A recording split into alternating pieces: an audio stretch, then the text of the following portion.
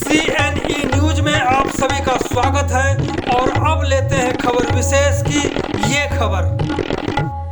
घटना industrial area phase 1 थाना अंतर्गत की है। पिछले 5 माह से कॉलोनी नंबर 4 निवासी रिंकू सहित उसके परिवार को पड़ोस के ही कुछ लोग प्रताड़ित कर रहे हैं। आरोप है कि रिंकू के घर में पहले आग लगा दी गई थी। शिकायत करने के बाद भी इंडस्ट्रियल एरिया फेज 1 की पुलिस हाथ पर हाथ रखकर बैठी रही और तमाशा देखती रही। बताया जाता है कि आरोपी इतने रसूखदार हैं कि उसके सामने पुलिस भी बेचारी हो जाती है। इस मामले को लेकर स्थानीय पुलिस पर भी सवाल खड़ा हो रहा है कि आखिरकार इस रसूखदार वाले आरोपी पर पुलिस चुप क्यों हो जाती है।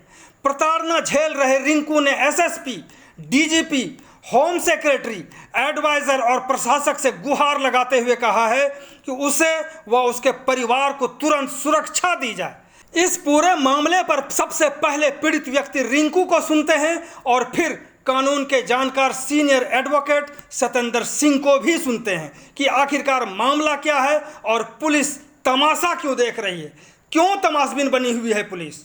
रिंकू, क्या मसला है? सर जी मसला ये है जी, मेरे बच्चों को मारा जा रहा है और मेरी वाइफ को भी मारा जी पिछले महीने 7 तारीख को, और कुछ नहीं हुआ जी। उसके बाद धमकियां मिल रही है जी मेरे को। कौन धमकियां दे रहे, कौन है ये? मोहम्मद है जी, सोनू है, असगर है, एक उसकी वाइफ काजल है और रमजान है। इनको पुलिस वालों ने कुछ नहीं करा जी, और मेरे को किसी के थ्रू फोन कर करके मेरे को बताया जा रहा है भी तुम कॉम्प्रोमाइज कर लो, नहीं करोगे तो तुम्हारी लातें तोड़ दी जाएंगी। उसके बाद मेरे घर में आग लगा के जी बुरा हाल कर गया जी। मेरे वाइफ को भी मारा इन्होंने, मेरे बेटे को भी मारा जी। तो इतनी घटनाएं घट गई तो आप पुलिस के पास नहीं गए? सर हम पुलिस के पास गए थे जी, उन्होंने बोला एफआईआर दर्ज हो रखी है कि हम पकड़ लेंगे, तुम टेंशन ना लो।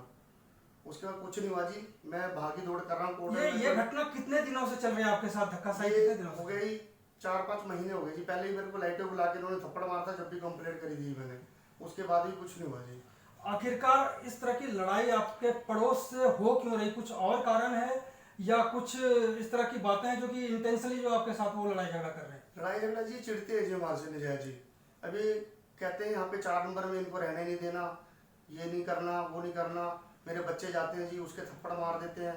और पिछले महीने 7 तारीख को फांसी लगा दी थी मेरे बेटे, 12 साल का बेटा है। फांसी लगा दी थी? हाँ जी। तो मेरी वाइफ गई भाग के तो उसको छुड़ाने, तो उसके बाद जी मेरी वाइफ को भी इन्होंने मारा। मैं ऑटो चलाने गया हुआ था जी। ये बहुत हैरानी है कि आपके साथ इतनी घटनाएं घट रही है और पुलिस कुछ कर नहीं रही। इसका मतलब पुलिस के पास आपने पूरी जानकारी दी नहीं है, ऐसा लग रहा है। दी है जी, अब कुछ कर ही नहीं रहे जी। अब पुलिस वाले सुनते ही नहीं है। पुलिस वाले सुनते ही नहीं? हाँ जी, वो कहते पकड़ लेंगे तुम घर जाओ।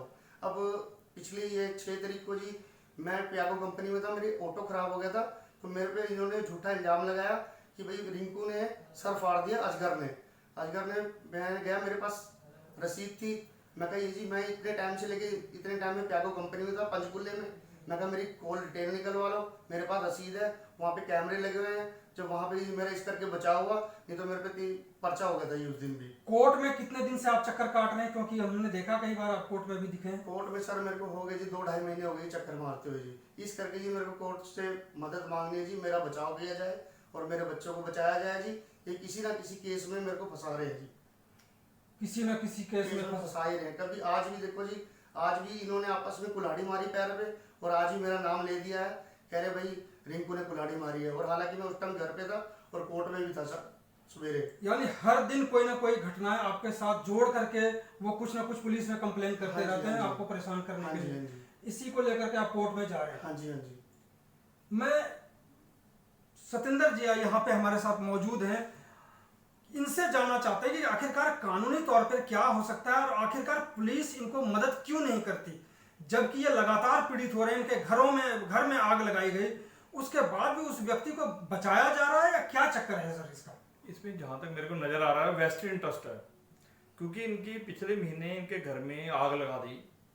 उसके बाद इन्होंने मुकदमा दर्ज कराया, 50 नंबर एफआईआर दर्ज हुई है, इंडस्ट्रियल थाने में हुई है, सेक्शन भी लगे हैं। चलो ये कह रहे 307 भी लगने चाहिए, वो नहीं लगे। इसके बाद इन्होंने पुलिस एसएसपी को अप्रोच भी किया है। वो आज तक एक भी मुजरिम बाय नेम एफआईआर है, और आपको हैरानी होगी उस एफआईआर में बाय नेम एफआईआर है, परंतु जब एक कॉलम होता है जहाँ पे लिखा होता है ना एड्रेस ऑफ द अक्यूज्ड, वहाँ पे 26 जो कॉलम होता है उसमें अननोन लिखा हुआ है, अननोन अक्यूज्ड। मतलब कि उस एफआईआर में भी जो गोलमाल है। गोलमाल है, एफआईआर में भी गोलमाल है। उसके बाद इन्होंने अब कोर्ट में कल एक गुहार लगाई है एसएसपी साहब को के नाते और होम सेक्रेटरी को पार्टी बना के। इन्होंने कहा भी मेरी सुरक्षा को खतरा है, कम से कम मेरे को 7 बंदों से सुरक्षा से इनसे बचाया जाए, नहीं तो कुछ ना कुछ भी हो सकता है। और पहले भी इसको तो 3-4 दिन पहले भी एक झूठे केस में फंसाने की कोशिश की उन्होंने, तो इन्होंने पैगो कंपनी वाला बताया। और आज ये क्योंकि कोर्ट में केस लगा हुआ था तो फाइल हुआ, वहाँ पे जज साहब ने आज होम सेक्रेटरी को और एसएसपी साहब को नोटिस कर दिया। अगले महीने की 4 तारीख लगी हुई है जी। तो अभी इसका फोन आया मेरे को भी ऐसे सिकंदर जी मैं कोर्ट में रहा, आज शाम को ये हो गया भी। वो कह रहे हैं भी उन्होंने अपने आप ही कुल्हाड़ी मार के वो शायद वो चले गए हैं, पुलिस स्टेशन गए हैं। तो अभी एसएसपी को अभी तुरंत अभी एप्लीकेशन लिखी है और आईजी को लिखी है और ऊपर जो भी अफसर है सबको लिखी है, डीएसपी को भी लिखी है भी अगर जो भी कार्रवाई करनी है कानून सम्मत करो, ये ऐसे काम ना करो जिससे इस परिवार बेचारे का परिवार खत्म हो जाए। आज ही बल्कि कोर्ट में ऐसा क्योंकि इन्होंने कहा है कि मेरे को मेरी सिक्योरिटी सुरक्षा दी जाए और एसएसपी को आज ही अपने जज साहब ने नोटिस किया है। तो 4-5 की डेट लगी है, हमें लगता भी न्याय मिलेगा। परंतु इन द मेन टाइम जो पुलिस वाले उनके इन्फ्लुएंस में काम कर रहे हैं, जहाँ लोकल पुलिस कर रही है, उसका कारण क्या है, क्यों इनको तंग किया जा रहा है। एक आम आदमी को तंग ना करना भी एक हमारी ड्यूटी है, परंतु वो क्यों तंग कर रहे हैं, वेस्टेड इंटरेस्ट है, क्या पैसा इन्वॉल्व है, या फिर वो बंदे इतने इन्फ्लुएंशियल है भी वो पुलिस को गुमराह कर रहे हैं। तो ये सब पुलिस को देखना चाहिए। कम से कम जो 50 नंबर एफआईआर दर्ज, वो तो कम से कम उनको तो पकड़ लो, वो भी क्या पकड़ने। चंडीगढ़ पुलिस इतनी निकम्मी हो चुकी है, मेरा कहने का मतलब है भी इतना वो हो चुका, मुजरिम ही नहीं पकड़ पा रहे।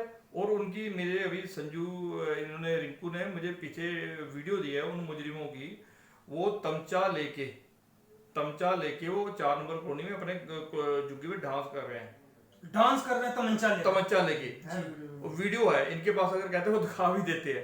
तो ऐसी वीडियो वो मुजरिम लेके कर रहे हैं और तमंचा उनके हाथ में है।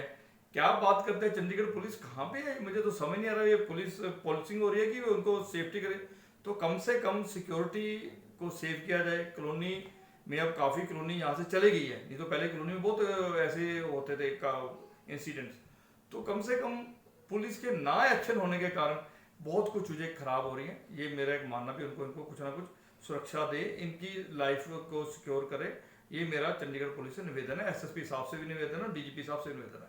ये तो जांच का भी विषय है कि कोई आदमी किसी को प्रताड़ित कर रहा है, तमंचा लेकर के डांस कर रहा है, इसके बाद भी स्थानीय पुलिस की ओर से कोई कार्रवाई नहीं किया जाना, ये मजाक नहीं है पुलिसिंग का। पुलिस मजाक भी है। और ये वो ग्रुप में रह रहे हैं जो बंदे हैं जिनका अजर जो नाम बताया, वो बंदर वगैरह भी पकड़ते हैं, सब कुछ पकड़ते हैं।